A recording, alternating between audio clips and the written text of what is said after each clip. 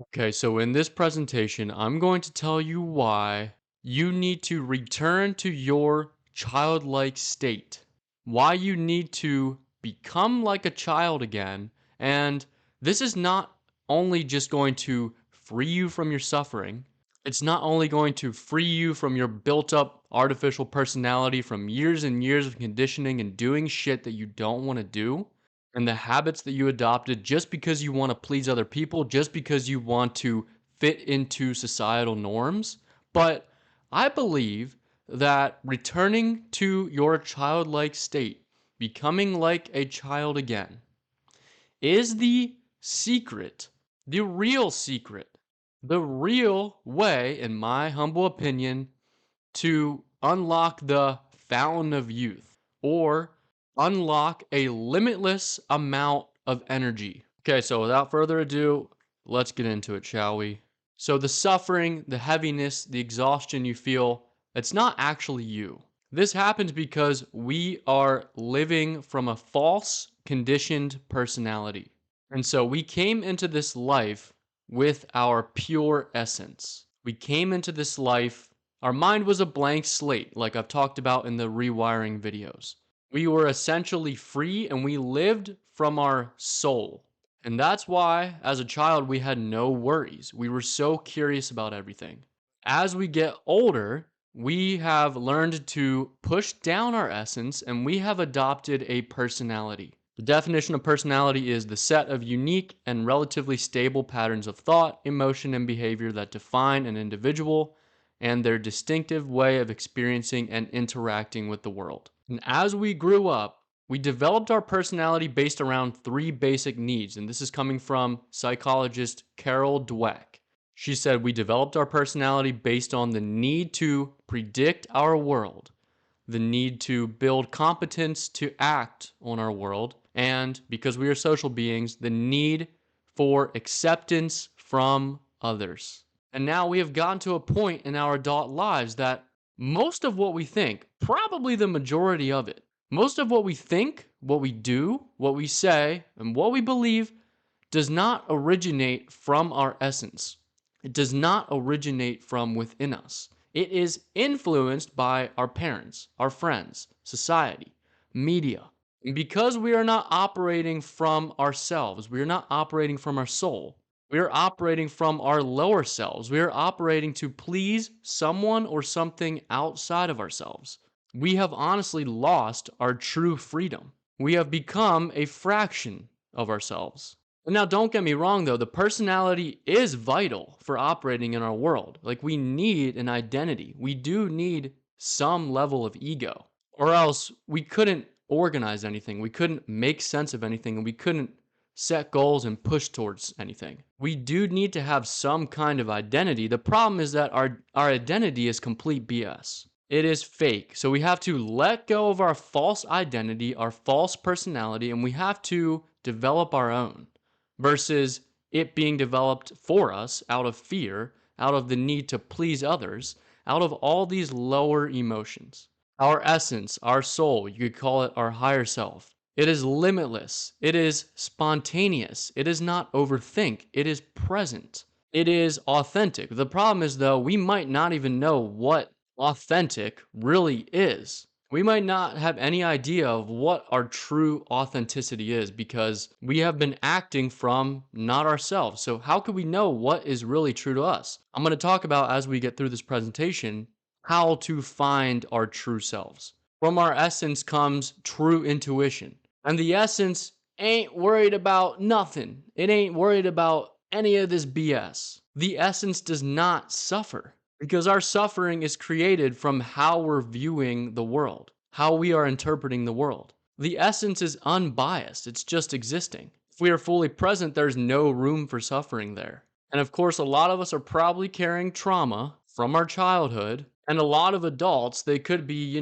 40, 50, 60 years old, but they're still living out maybe even a singular instance from their childhood that stuck with them and is now going with them into every single present circumstance. That instance or those instances, they were so painful that we just repressed the pain. We pushed the pain down. And now we are fragmented. Part of us is still that unhealed, that hurt child. And so at some point, we're going to have to go back to our past. We are going to have to revisit those very painful experiences. And we are going to have to face them. We are going to have to process them. We have to acknowledge how the past is influencing our present and dictating our future. And we have to make peace with it. This can be so subconscious that you might not even have any idea that it's going on. But we're carrying around all of this baggage. And that could be why you feel so heavy. That could be why you feel so drained all the time. And before we go any further, I just want to give you a warning, all right? Shedding the artificial personality, this built up personality based on all this BS outside of us, and stepping into essence will be uncomfortable. You may feel naked. You may feel unsafe. You may feel that you're losing your identity. Things you may have thought were true, or things you thought you wanted, may have to go. You might have to let go of them. You might even feel like you are dying, and you are. The old part of you has to die off for you to step into the new. The thing is, here, we fear our own freedom. Think about that for a second. We are clinging on to what feels safe, but in reality, it's keeping us trapped. We fear freedom because what are we going to cling on to? We have to start detaching from what we have known, what we think we know about ourselves, about the world, about everything. Once we become comfortable with not knowing anything, that is when we unlock true wisdom. Once we let go of having to know everything that will happen in the future, once we let go of having to control what is going to happen, the personality or the ego, it craves certainty and it craves control. But the soul thrives on openness. It thrives on trusting in the universe or God or yourself that things will work out, that you are being guided in the right direction. Letting go of having to know everything or control everything really allows your essence or your soul or your higher self to guide you. And that's when you unlock true intuition. You can actually align with what your soul wants, align with the highest version of yourself when you stop over preparing all the time and just let life unfold naturally. Obviously, you're still taking action, but you're not overdoing it. You're not forcing it. You still have an intention, you still have a goal, but you're not overly attached to it. If you're worried about controlling shit all the time, how are you ever going to be spontaneous? How are you going to ever really act authentically? You can't control what other people think about you. You can't control what other people are going to do. And we need to move beyond what society has planned for us. It seems like society wants us to stay in this fearful, scarce, over controlling and over preparing state. People pleasing, materialistic. We got to move on from that. And we really have to unlearn a lot of the disempowering behaviors that and thinking patterns that have kept us trapped. We have to let go of what we think we know. And I'm just going to read the quote at the left there because I love it so much and I think it sums it up perfectly. So much of our suffering comes from fighting reality. We cling to how things should be, how people should act, how life should unfold. But peace lives in the space where you meet life exactly as it is. Not by giving up, but by letting go of resistance. You're no longer fighting with reality, trying to control it. That is true freedom, and that's how you are going to stop suffering. This is how your suffering really is self-created. And if you do this, I really think that this is where you start to unlock the fountain of youth. When we were a child, we truly did have unlimited energy. We were just in a constant, like, eternal flow state. We were always lost in the present, like nothing could interfere with our appreciation of the present moment. Living fully in the present moment instead of living in the past or the future. That's where you lose track of time. That's where you could be into something for hours on end without having to eat. We've all felt it before, that unlimited source of energy. But as we've grown up, we've become so damn rigid. We waste so much energy trying to conform to society, trying to conform to what other people want from us or what we think other people want from us. We don't even know. How could we even know what other people want from us? Wasting so much energy trying to create this image, trying to live up to this false personality or identity that we have created. We have lost our appreciation for life because we're busy numbing ourselves. We're overstimulated. We're distracted. We're letting all this outside shit control us instead of really controlling reality from the inside. This presentation is about making life fun again. And when we're having fun, when we're free from limitations, and we tap into our childlike state, I think that is the fountain of youth right there, all right? But I want to ask you, be honest with yourself. Right now in life, are you doing what you really want to do? You might think you are, but you're going to be surprised. You're probably not.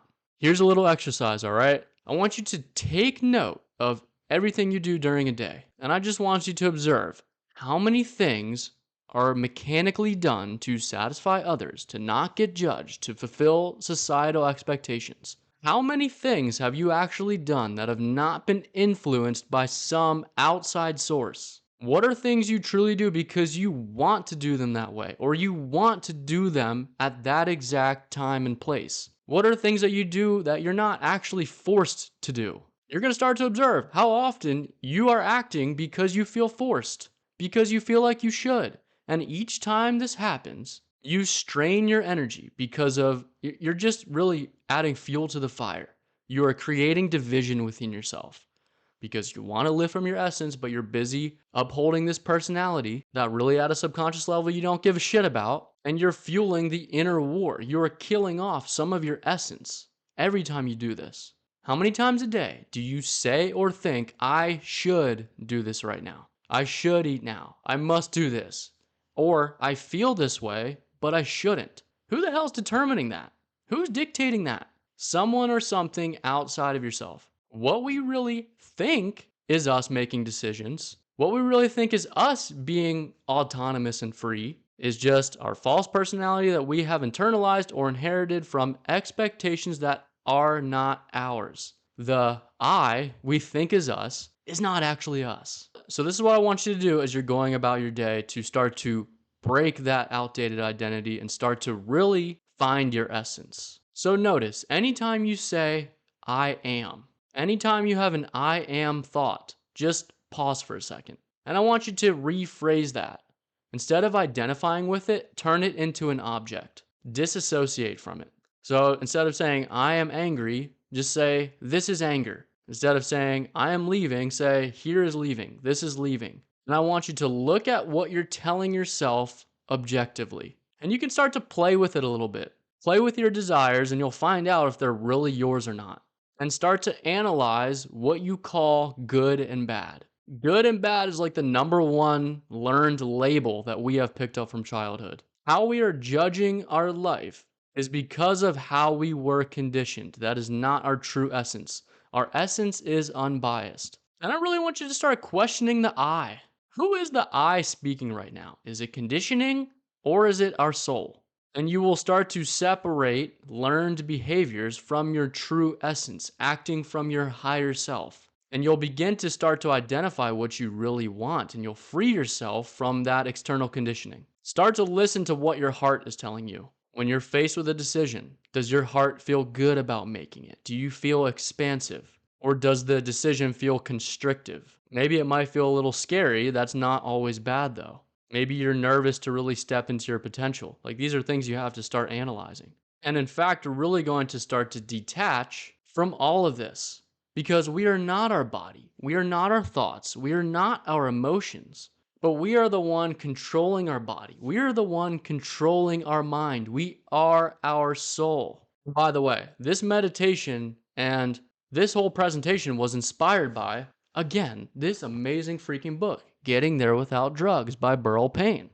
Just got to shout that out. So this meditation is going to start to really allow you to get to the root of who you truly are, the true I am. We are really the calm, the still, the unified and limitless awareness above everything. So next time you're meditating, and if you want to get into meditation after this, watch the video I did a couple videos ago on meditation. I think that'll be very powerful for you. So you enter the meditative state. I want you to repeat the following mantras.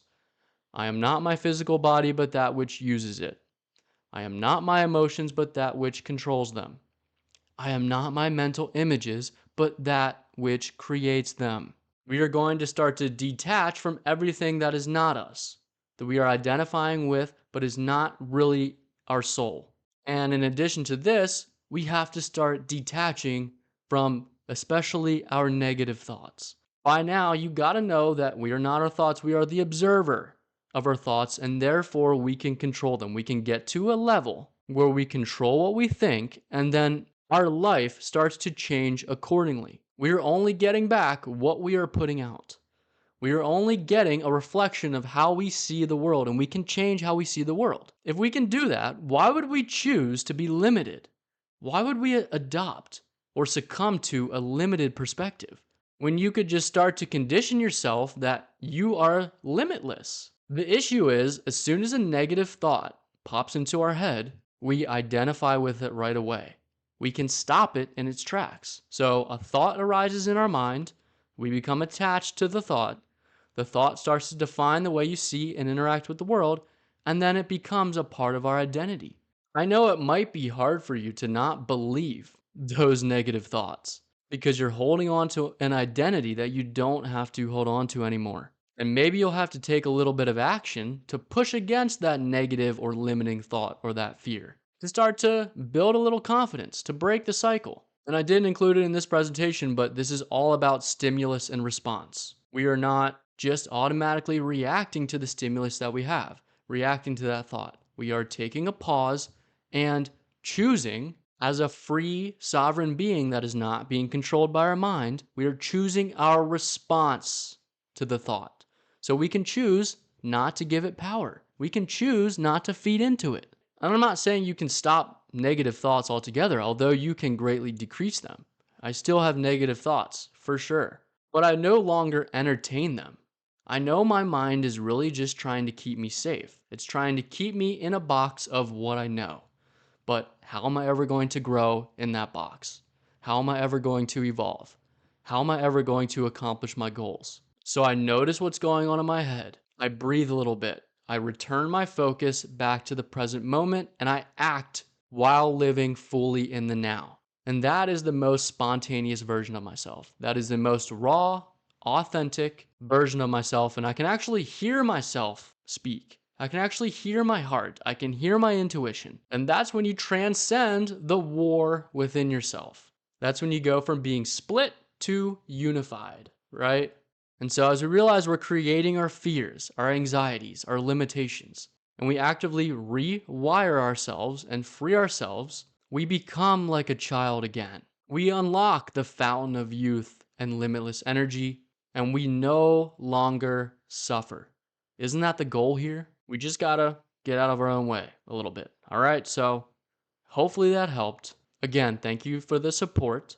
Please, please, please watch my other videos after this. I'm sure they could really provide some value. And subscribe if you haven't already.